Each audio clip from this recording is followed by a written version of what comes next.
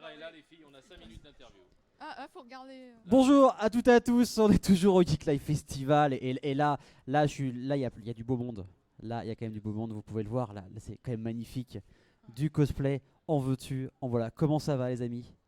Moi, ça va très bien, merci. Jux, ça va? Mais moi, ça va toujours. Déjà Ouais. parce que j'ai le plaisir d'être devant toi et au Geek Oh. Life du Mans. Je suis entouré avec deux très grandes cosplayeuses que sont celles qu'a Cécile Osorus et d'autres amis ici. Donc tout va très très bien. Tout va très bien. Un petit public là que je vois devant là. C'est pas beaucoup encore, mais il y a un petit public quand même. Faites du bruit, le public, les amis! Bon, pour l'instant, c'est un petit public, mais il va s'agrandir au fur et à mesure. Les amis, le cosplay, ça a commencé quand pour vous, du coup? Cécile? Allez, vas-y. Moi, c'était il y a 2 ans, je crois. Ouais, Après, ouais. J'avais fait un Predator. pas mal. J'ai visé un peu haut. Mais. Ouais. Et du coup, pour toi, le cosplay, ça a moi, commencé quand? ça remonte. J'ai découvert ça en 2011, D'accord, mais je m'y suis vraiment intéressée en 2014. d'accord. C'était quoi ton premier cosplay? Alors, c'était un Cheshire Cat de Alice in Wonderland, D'accord. donc l'œuvre de Carol Lewis. T'avais mis longtemps pour le créer, du coup, ce premier cosplay? Eh ben, vu que je savais ni coudre ni bricoler, j'étais allée dans les magasins de vêtements pas chers pour D'accord. trouver des choses que je pouvais découper sans trop de regrets. Et j'ai quand même appris à tricoter pour l'occasion, parce que mon Cheshire Cat avait une grande écharpe et des guêtres. Donc, c'était le début, du coup, de l'aventure Voilà. cosplay. Et Jux, alors Jux, j'ai vu une photo il y a pas longtemps de toi. C'est un dossier celle-là. Là, hein. c'est le dossier. Alors, C'est le dossier. il t'en avait déjà parlé du coup dans mon émission Geek Pop à la radio. Ouais. Où là, il a posté quelque chose sur Instagram en story. Ouais. Et t'étais en Je sais- Legolas. Je sais pas pourquoi j'ai fait ça. Bah, t'aurais pas dû. Parce non, que moi- attends, voilà, j'ai fait Legolas à Cannes, on était avec une association elfique, et pour en fait les avant-premières originales à l'époque, donc de la trilogie Lord of the Ring, et voilà, je faisais un Legolas, j'avais les cheveux longs à l'époque. Là, j'avais une amie qui m'avait fait un magnifique blazer vert qui ressemblait beaucoup. J'avais fait les broderies, j'ai appris à faire des broderies à cette époque, et c'était plutôt pas mal. C'était plutôt pas Ouais, mal. c'est ça. Mais rend ça bien. remonte à 18 ans, on va dire. Bon, après j'ai eu un creux, hein. Je me suis concentré sur ma vie professionnelle et puis ouais, un peu comme nos amis il y a 4-5 ans, un peu plus en force quoi, le cosplay. Ça avait appris. Donc, t'avais fait Assassin's Creed, je crois, de mémoire. Hein. Alors ça plus récemment, ouais, Assassin's Creed, très sympa de faire un shooting dans Paris en Assassin's Creed avec les touristes. Voilà, Iron Fist, qu'est-ce que j'ai fait d'autre Captain. Red Hood et plein de Captain America et puis là Batman 89, c'est bien iconique et ça plaît pas mal. En Je tout vois cas parce que- aux mecs alors- qui ont mon âge, ça leur parle. Et pas que. Enfin, tout à l'heure, avec le petit l'enfant de Ouais, 3-4 les petits ans. aussi, Tout à l'heure, j'ai vu quelqu'un d'une cinquantaine d'années pareil qui Ah est ouais, resté Batman, c'est figé incroyable, devant en fait. toi. Batman, c'est incroyable, c'est une icône en fait, si tu veux. Donc ça parle à plein de gens, Batman. Et en France, c'est l'un des comics de toute façon les plus vendus. Un des personnages d'une licence la plus vendue. Tu le sens dans le cosplay, Ouais. très clairement. Il y a un impact sur ce personnage. Ça parle aux gens, Batman. Et du coup, là, tous vos costumes, vous avez mis combien de temps pour les créer, ceux que vous avez aujourd'hui? Celui-là, j'ai mis 4 mois, je crois, à peu près. Enfin, niveau heure, je sais pas du tout, par contre. Ça dépendait vraiment. Je travaillais dessus le week-end ou le soir, en rentrant du boulot, tout ça, quoi. Au total, 4 mois. Ouais, à peu près, je pense, ouais. Et en termes de coût, ça quand même un petit budget le cosplay. Mais les filles vont dire évidemment ce qu'elles veulent après là-dessus. Mais on a demain une conférence à 11h sur J'allais y voilà, venir. comment commencer le cosplay. Il y a évidemment une notion de coût qui rentre dans le choix du cosplay. Un cosplay, ça coûte cher en fait. Un cosplay, c'est faire soi-même pour 100 euros ce que tu peux en gros trouver déjà fait pour 10 euros quelque part. D'accord. Voilà, c'est la règle. Évidemment, ça sera pas. T'as vu comment elles sont dans Tout de suite, sur la hein, qualité. c'est Évidemment, réactif, ça n'a hein. pas du tout la même rendu. Mais en termes de coût, ça coûte cher de faire du cosplay. Voilà, parce qu'il faut acheter les matières premières. Quand tu fais du cuir, ça coûte cher. Le cuir, le latex, ça coûte cher. La mousse, ça coûte un peu cher. Puis tout ce que tu dois mettre dessus, les anti-imperméabilisants, les peintures spécifiques, ça coûte cher. Quand tu fais de la cotte de maille, comme notre ami à côté, voilà, tout ça, ça a un coût et c'est un coût qu'il faut prendre en compte quand tu fais ton choix de cosplay. C'est une question inévitable. Puis il y a les ratés à prendre en compte aussi. Parce que des fois, on regarde une vidéo de Adam Savage, par exemple, pour Oui. apprendre à faire du chrome. Et on fait bien comme il dit. Hein. Mais pourtant, ça marche pas du premier coup. C'est pas pareil que la vidéo que j'ai vue. Voilà, le chrome, il brille pas tout de suite. Donc on refait une pièce, on recommence. Puis ça peut prendre un certain temps et ça gaspille énormément de matière de faire des tests, de recommencer jusqu'à avoir la pièce souhaitée.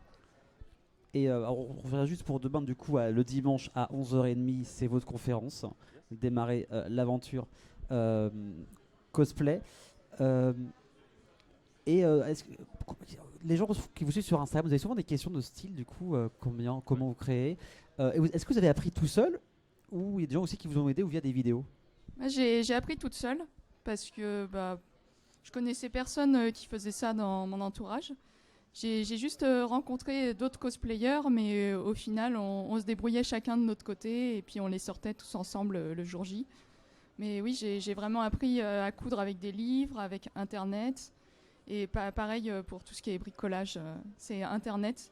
Et surtout, beaucoup les Américains et les Allemands. Je sais pas, ils sont un peu plus en avance sur la France. Ils y arrivent mieux que nous, du coup? Je pense qu'ils ont commencé avant, du coup ils ont eu des matériaux avant nous. Et c'est pour ça que ça suit. D'accord. Moi, je voudrais que Cécile elle dise quelque chose là-dessus, mais en tout cas, je peux te dire, c'est que pour avoir côtoyé des cosplayers russes l'an dernier, Comic Con Paris, les mecs, ils sont pas là pour amuser le terrain. À ce moment-là. Ils viennent pour la win. C'est des gagnants. Et quand ils font du cosplay, si tu veux, ils viennent pour gagner. Voilà. Donc c'est vrai que, sans faire de généralité évidemment, hein, mais quand tu vois des cosplayers russes ou italiens notamment, mais allemands, tu vois, il y a un gros niveau, vraiment. Il y a une antériorité qui fait que on est content d'avoir des gens comme celle qu'a Cécile Ozorus qui prennent le flambeau, qui assurent et qui font des cosplays absolument incroyables. Et Cécile, il faut que tu dises tout ce que tu as appris comme technique. Parce que là, c'est juste incroyable. Le marteau de Thor que tu vois là, c'est Ouais. pas la réplique. Enfin, évidemment, c'est une réplique, mais elle l'a fait intégralement. Elle aurait pu se contenter de. C'est du homemade, quoi. Ouais, Le c'est marteau, là, c'est toi complètement qui l'as fait homemade. entièrement. C'est-à-dire qu'elle m'avait contacté, tu t'as pas une réplique, j'ai besoin des cotes et tout ça. Alors je lui ai filé les cotes, j'ai fait des photos en détail et elle a tout reproduit sur la réplique que j'ai moi et dont je ne me sers pas. Et qui est Parce juste que une tu peux réplique. montrer même à la caméra, regardez les détails sur Mjolnir, juste là. C'est quand même un truc de fou. Et du coup, votre meilleur souvenir, l'un des meilleurs souvenirs de convention que vous avez eu, c'était quoi? À quel endroit? Alors moi, c'était du coup à la Comic Con de l'année dernière. Je suis montée sur scène en Thanos, enfin Lady Thanos, Oui. avec Jim Starlin. Qui est le Donc créateur le du coup créateur de Thanos. C'est quand même classe. Quand ah t'as le là, créateur ouais, du ouais. personnage qui Ouais. t'accompagne sur scène, tu dis ah ok. Là je suis. C'est un peu une récompense à ton travail du coup. Ouais, oh bah oui. Je lui ai donné son micro.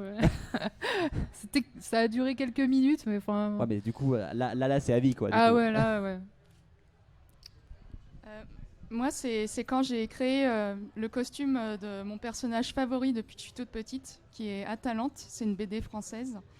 Et quand j'ai mis le costume à un salon où se trouvait l'auteur, et il a appris que Atalante était sur le salon, et il est venu me chercher. Il m'a dit Salut Atalante, je suis l'auteur. Et puis après les mois qui ont suivi, il m'a invité à Angoulême, et c'était juste magique parce que j'ai pu échanger avec un de mes auteurs favoris et apprendre plein de choses. Et en plus, il est très sympa.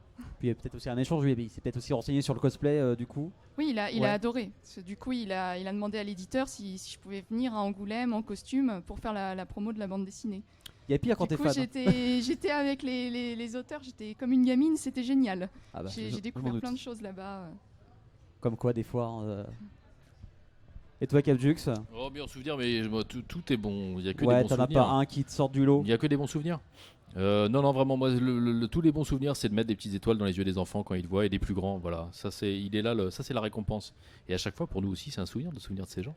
Et c'est ces bons moments, ces bonnes vibes que tu partages. Il est là le plaisir. Et Je aussi m'en les doute. bons souvenirs. Est-ce que le public a des questions à poser à nos cosplayers ou pas? Non, ils sont timides encore, ils sont un peu timides. Est-ce que vous avez des projets de nouveaux cosplays à arriver?